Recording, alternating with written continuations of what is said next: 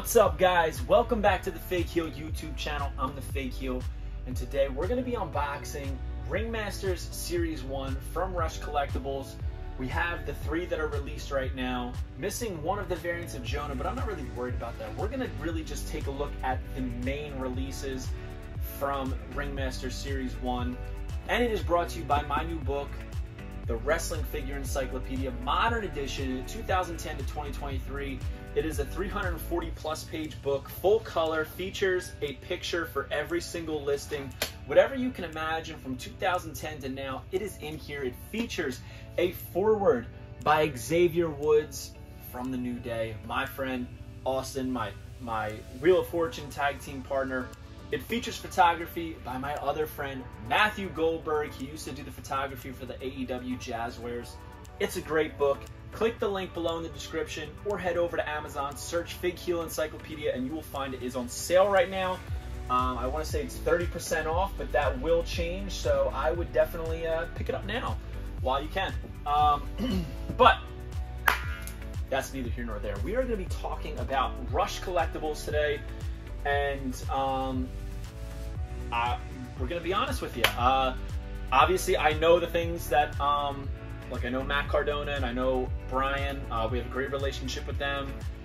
Their figures, I don't exactly remember which variant it was. It might have been, I don't remember. It might have been 2 of each of the Ringmasters.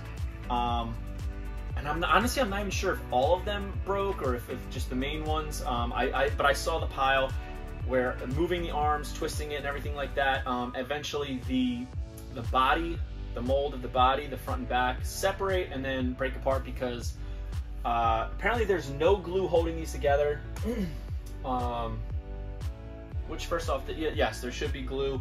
I do know that Rush has addressed this and said from now on they're going to do sonic molding to make sure that there's no way that these things separate. Should it have been that way on Series 1? Yes, and they've acknowledged that they realized that that's how it should have been done.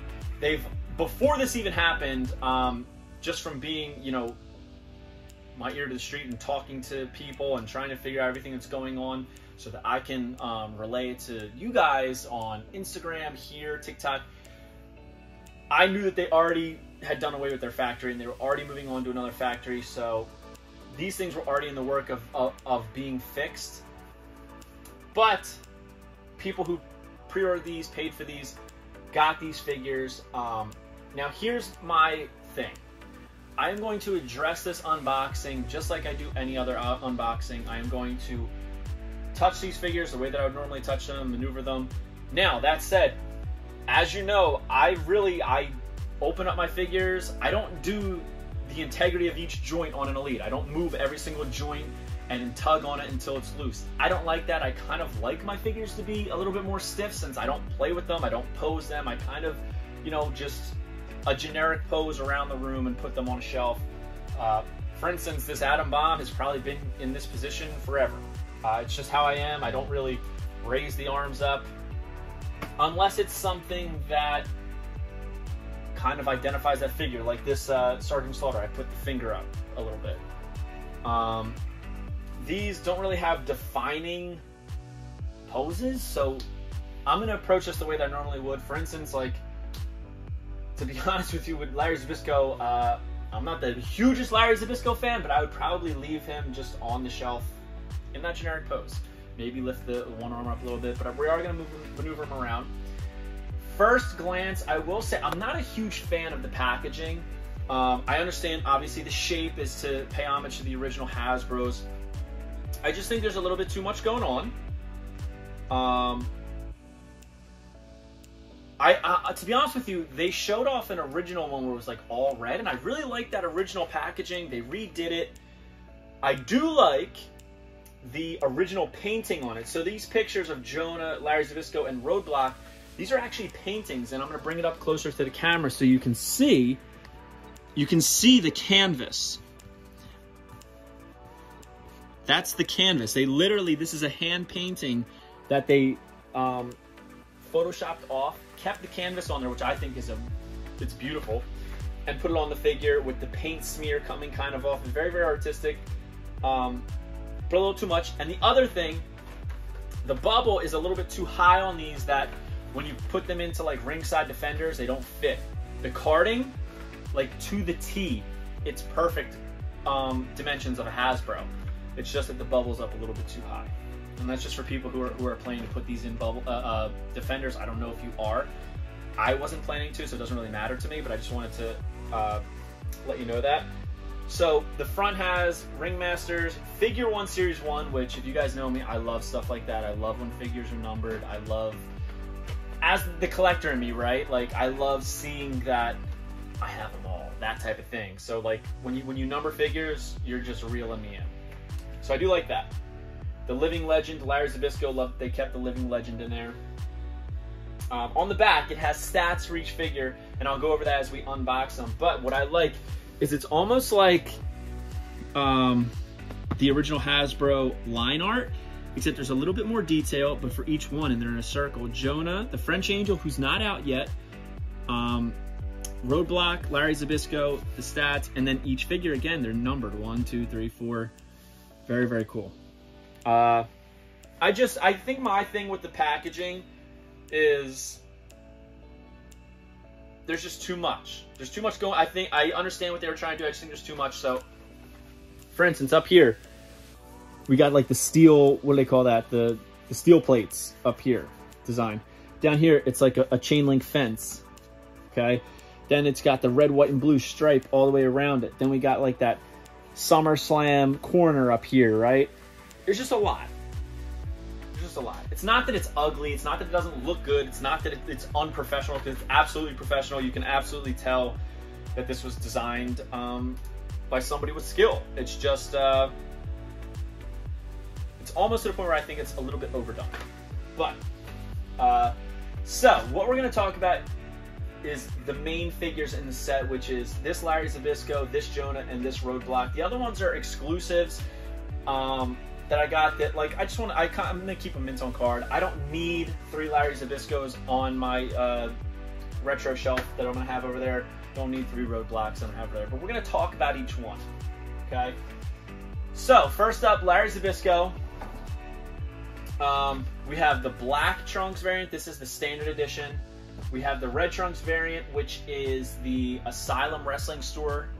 And then we have the WCW red and white, which is the Rock and Roll Collectibles UK exclusive. On the back, it has his information, which I'll show you. It says 5 feet 11 inches, 233 pounds, born December 5th, 1951. I'm pretty sure that this is like some of the first figures that put their birth dates on there. From Pittsburgh, Pennsylvania, 2-time heavyweight champion. Doesn't include like his tag team championship. But I like that the standard edition is kind of like the definitive Larry Zbyszko, right? So let's open it up. First of all, the carding is very durable, very, very thick, very professional. So it's not like they cheaped out on the carding, you know what I mean? Which sometimes that's an easy cost-cutting measure. The bubble is pretty, it's the right depth around it. Didn't rip off too easy. It's literally molded to the body. You can still see the muscles and the chest, the arms, everything on the bubble. All right, so there's no like shine to it. Oh, the head moves. All right. Oh wow, there's like a Z molded on the back. I don't think.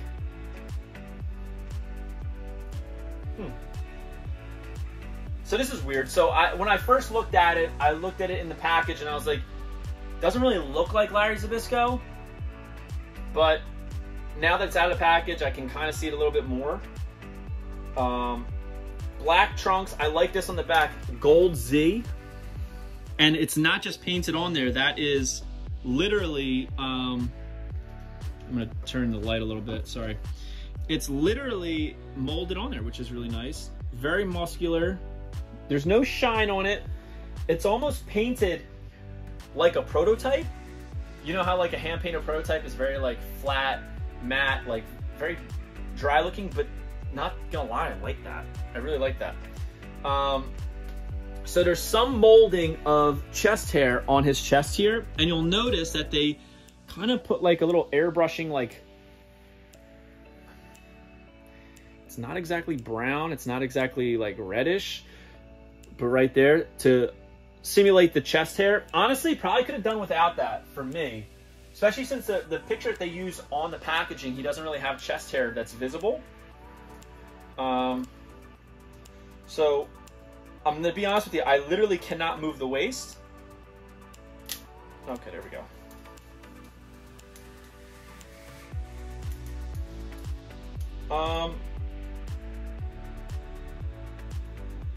So I've seen some people say that there's no glue. I can see that there's like glue. Maybe they don't use a lot, because I see glue residue coming out of the cracks.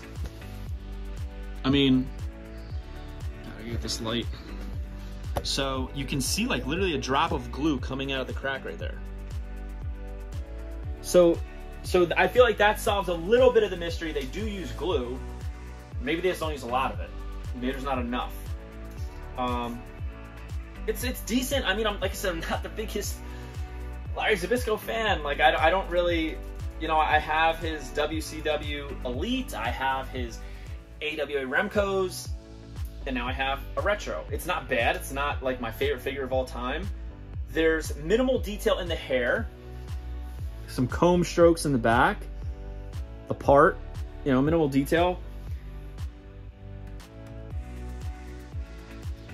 So this isn't just a paint thing. The mold on the right foot has way less laces than the left foot.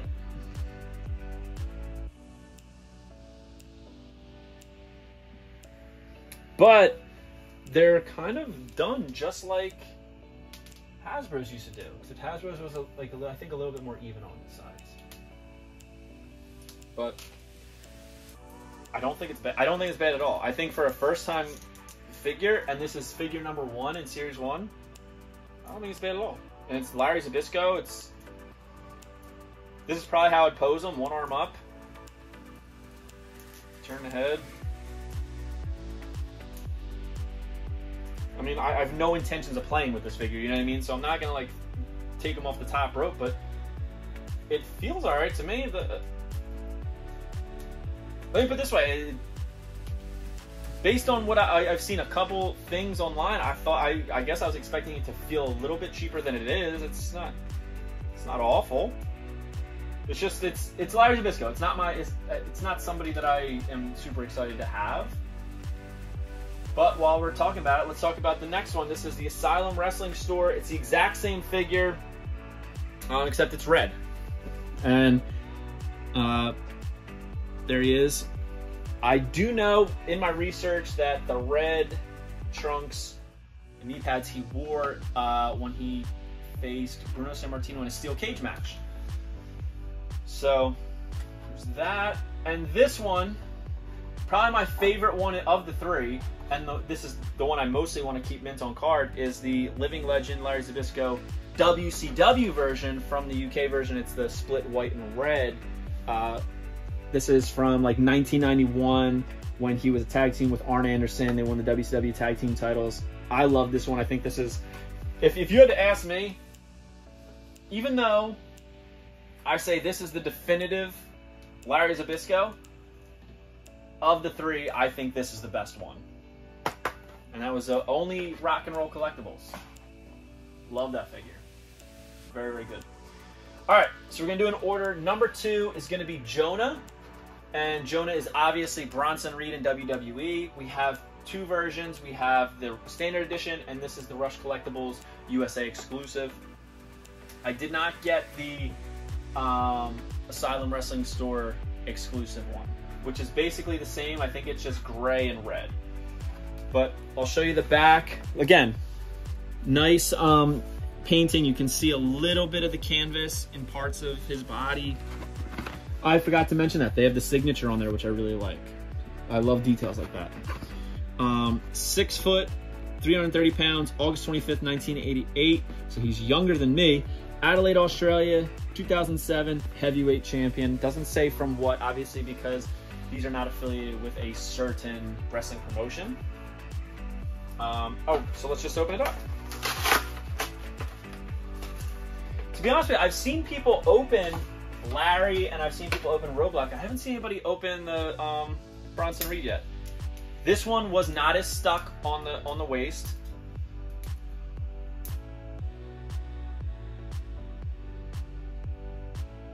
So this is interesting. So his torso is actually 3 molds. It's the back, front, and the head is actually his traps down to like almost his abdomen. So you'll be able to see the crease up here where the back and the front meet, and then the crease where everything else is included in there. That's a very interesting way to do it. I'm not sure the reasoning behind that or the thought process, but it's very, very interesting. I don't think I've ever seen that. So I would think that because of how this is molded and sealed, that this might be one of the easiest ones to break, because it doesn't look like there's the back's really holding on by much. It's a decent head scan. It's head sculpt. He's got that screaming face, right? Nice detail on the beard, eyes, eyebrows. The hair back here, probably this fringe could be improved a little bit of detailing in the hair. He's got his tattoo on his chest, which, I mean, it's very, very authentic looking. Same thing with the forearm tat. Looks very, very good. It's not like cheaped out and blurred and you can't see what it is or make out the words. It's like they took a scan of his tattoos and made a figure. But let's talk about this like Bam Bam style singlet. It's very, very good. The skull, again, the details on this are very, very clean. The purple, red, yellow, and black with the flames looks really good. Black boots, black knee pads. You can't really make out the laces on this one, which is interesting, but I guess because Larry, his laces are painted, that makes this a little bit different. But of the 2 that we just did, I would say that actually of the, what do we have here, 8 figures, I would say obviously Bronson Reed is the most toyetic with this singlet. And his singlet is, he's like on an angle. So like when I turn him backwards, like he's like very freaky looking, right? Like, cause he's kind of leaning forward. I don't know what you would say that this mold is kind of based off of. Is it like, I don't know. I guess it's more so supposed to be like the natural disasters. Bam Bam would be the safest. The only thing is his legs don't move.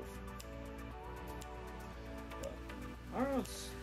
Again, I'm not a huge Bronson Reed fan in WWE. It's definitely going on my shelf. I think of these 2 that we've opened already, I think Bronson's better. And it's just curious because I'm looking at these, and I'll bring them to the camera for you. I'm looking at these. If I didn't know better, and you brought me these figures, I don't know if I'd be able to tell that they're in the same line. Because already in Series 1, they're a little bit different, right? Like, Bronson's head, neck, chest, trap area is all one piece, whereas Larry Zbyszko's is an articulated head. Larry Zbyszko is kind of like a matte finish, whereas Bronson Reed, JONAH he has a little bit of a shine, right? Like on the singlet, it's kind of shiny. Even on the flesh tone, it's kind of shiny, the hair. So just different detailing. But then again, they have different bodies. So it's still, I mean, I like the JONAH, and I didn't think I was going to say that. But let's look at the other JONAH. Again, this is the USA exclusive. I'm not going to open it because I'm just not going to have 2 JONAHs on my shelf. But it's basically, it's not basically, it is the same figure. It's just instead of the purple, red, yellow flames, this is black, gray, and like a tannish or like a silver, I guess. I did Google, and he's obviously worn this one because that's what he's wearing on the card, and It's close to his elite. This one, I've seen him in pictures wearing. But, yeah, I mean, it's hard for me to say because these are two guys, like, I have Larry Zbyszko figures. I didn't really need him in a retro. I have Bronson Reed. Didn't really need him in a retro, right? Like, so I'm not going to be bouncing off the walls with excitement, but I don't think they're bad. I don't. One thing that I wanted to point out that I forgot on the Larry is that I did notice one paint app error with the Asylum one that I bought. There's no sideburn on this side. I don't know if you guys can see that. So, and I got this one first, and I was curious if all the Larrys were going to be like that, but they're not. So clearly that's just like an error. That's a quality control issue. That's not Rush's fault. That doesn't mean that they designed a bad figure. It just means that in the factory, for some reason, that side just didn't get the paint it was supposed to. And last but not least, the figure that I've been most excited with this, the only figure in the set that comes with an accessory, that's Roadblock. And we have all three versions. This is the figure this is the figure I wanted. Okay, this is the one when they showed these off, I was so excited. I think this Roadblock is awesome. Roadblock was a WCW star like in like 90s, mid 90s, 96, 97, 98, and he wore all of these singlets, these tops, to his WCW matches, and we're going to talk about things that I think could have been improved on them, but from first glance, I freaking loved it. I love this. I love obscure guys. I think this is awesome. But yeah, so here's the painting. As you can see, the canvas, Roadblock. I wish the Roadblock was maybe signed up here or down here a little bit so it's not in the way of the Roadblock. It's a lot of Roadblock. On the back, 6 feet 10 inches. This dude was so tall. If you watch the match with him and Goldberg, like he just towers over him. 375 pounds, born in 1960 from Rochester, New York. He used to be the Rochester Roadblock. Debuts in 1987, retired in 2012. I think this is the best head sculpt.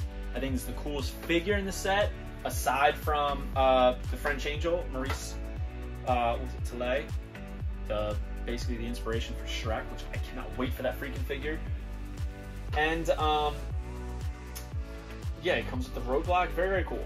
So this one down here is the Asylum Wrestling Store. This is the Rock and Roll. We're gonna open up the standard edition first. So this one, wow. Look at this.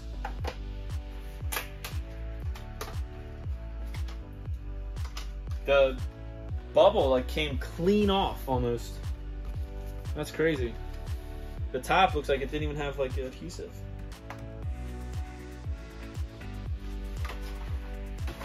And I was freaking throwing these things around yesterday because I was moving stuff in my room, so I'm surprised I didn't throw that thing off the carting. All right, I want to look at the Roadblock first.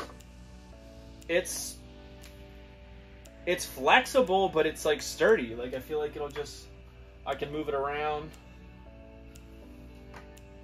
and it'll just go back. Yep, goes back right to its shape. So it's a standard Roadblock, white with the orange stripes. He's intended to like kind of carry it on his shoulder, which is why they chose this pose. So this is the easiest one to rotate, is what I'm noticing. He's got the road lines on his tights, the yellow on the sides, dead end on the front, and a good head sculpt, like I said. However, you can't move his head because it's like kind of designed to fall right into place with that, which doesn't bother me. Like I said, I don't need to move their heads. I mean, I didn't really move many of my Hasbro heads, you know? And there's some of the Hasbros that the heads are just kind of in that position and you don't ever get to move them, you know? Like Giant Gonzalez, we got the Ultimate Warrior, Skinner, you know? But, let's see. So I can raise his arm up. This is how I'd probably display him if I can get it to stay. Put that Roadblock in there.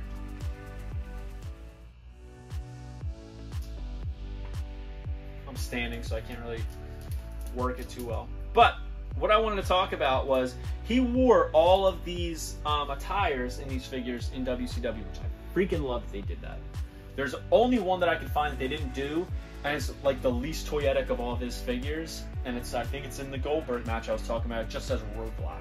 Same like tights design, but just Roadblock. Boring. We want the signs, right? That's what makes this cool. Dead end sign. We've all seen a dead end sign, right? Over here, Roadblock. The road closed sign. We've all seen a road closed sign, right? That's what his whole singlet top is. I think that's awesome. This one. It is a roadblock. His singlet top is a roadblock, just like the roadblock that he comes with. I think that's so cool. I love that. So yeah. I do think, though, I just wanted the definitive ones loose to put on my shelf. And I feel like the definitive ones in these sets is the Black Trunks Larry, the Bam Bam Jonah, and the Dead End Roadblock. Yeah. I don't think they're bad. I don't. Again, this figure I feel like fits in better with Larry. He's more of like a, you know, like a flat finish, not exactly shiny. Whereas Jonah definitely is more shiny. Even the beard, the paint, maybe they were produced at different times, different factories, I'm not sure. I do think this is probably the best figure in the set, the Jonah. But this is probably my, if this makes sense, this is probably my favorite.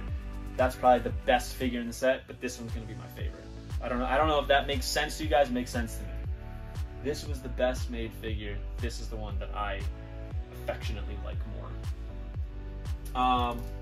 But yeah, I don't think they're bad. I really don't. The figure I want the most was the French Angel. The figure I wanted the most of these three was Roadblock. I'm waiting for the French Angel. Can't wait. Ever since I was in middle school, when I read that Shrek was based off of him, I've wanted a figure of him. That's no freaking lie. So the fact that Rush is doing it, I love that.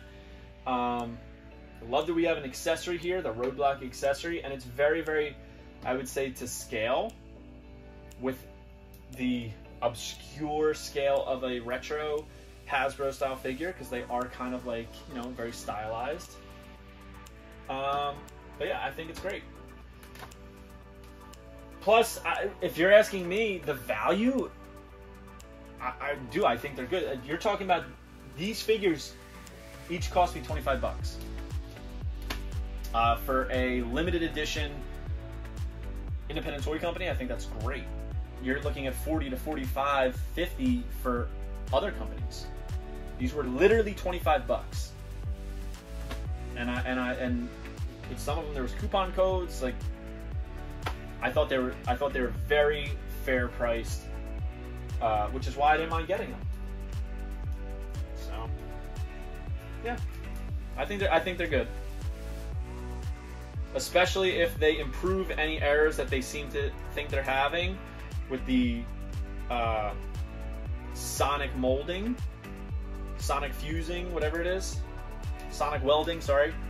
I think that's great, but like I said, like, I'm just messing with this thing, like, and even this right here, what I'm doing is beyond what I would normally do with a figure, especially a retro. I would kind of just take it out, put it on the shelf. And that's no lie. If you guys watch my unboxings, you see me with them. I don't move every joint and test the joints, but the fact of the matter is people do that. People want their figures to be movable. They want to pose their figures. They want to put them how they want. And if you're paying that money, you absolutely should be able to do that. And I totally get that. I'm just basing this off of what I do and how I utilize my figures. They do exactly what I want them to do, and I expect them to do. So, yeah. So that's my review of the Rush Series 1. Pretty much everything that's out right now. They went from having 0 figures out to 9 figures. We have 8 of those 9, and the 10th is the French Angel coming very soon. So they're all sold out. So it doesn't. I mean, you can't get them anyway. So sold out everywhere. But Series 2 is gonna have the quintessential stud muffin. It's gonna have Chris Harris, it's gonna have James Storm, and it's gonna have No Muertes. So It's going to be a very toyetic set in Series 2, and I think that the pre-order is coming very, very soon. But follow Rush Collectibles. Make sure you follow me at FigHeel on Instagram and TikTok. Twitter is at TheFigHeel. You can pick up the Wrestling Figure Encyclopedia, which, by the way, we can utilize this right now. I was talking about the original packaging for these figures, and I'll show it to you right now. It was right here. I liked this more, the red. I thought that was really nice. But that's just me. I like the all red. That was my thing, and I included the original in the book, just because I liked it. So yeah, and the Chris Van Vliet's coming soon. They have the blue suit, black suit. Yeah, there's Rush. They have their own section in the book because, I mean, they are a manufacturer, right? We love Sal over at Rush. He's been good to us. He's been very easy to communicate with and get information about what's going on. I feel like he's been very transparent. When people were having issues with their figures, he offered replacements from my understanding, and he was very transparent publicly saying, you know, we're aware that this is happening, and letting people know before they even got their figures, which I commend. I don't think a lot of people would do that. So yeah, they're not my favorite retros that have been made, but it's like, you know, guys that I'm like, all right, like, there's Zbyszko, JONAH, Roadblock. Never thought I'd get a Roadblock, so I was excited that Roadblock was already shipping. So we'll see. I wish that there was a better way to pose the Roadblock on him. Maybe when I turn this off, I'll be able to do that. Whoops. So, yeah. Hope you guys like this video. Don't forget to like, comment, and subscribe. Follow me. Pick up the book. And don't forget to join Whatnot at whatheal.com. And I will see you next time on the FigHeel YouTube channel. Peace, guys. Are you a wrestling figure collector of WWE Mattel, AEW Jazzwares, and everything in between? Then you need FigHeel's Wrestling Figure Encyclopedia, the modern edition covering all releases from 2010 to present day. Featuring over 5,000 photos of action figures from the hottest brands, including independent toy makers. Keep track of what you have, want, and need, including loose, mock, and overall collection value. With a foreword by WWE superstar Xavier Woods and shots by Matthew Goldberg, the Wrestling Figure Encyclopedia is a must-have for collectors. Premium, full-color, and value black and white editions available now on Amazon.com. If you enjoyed this video, don't forget to like, comment, and subscribe. Follow me on Instagram, TikTok, and Twitter at FigHeel. Pick up my book series on Amazon and my merchandise on ProWrestlingTees.com/FigHeel. Join my official sponsor, Whatnot, at whatheal.com and receive $15 off your first purchase.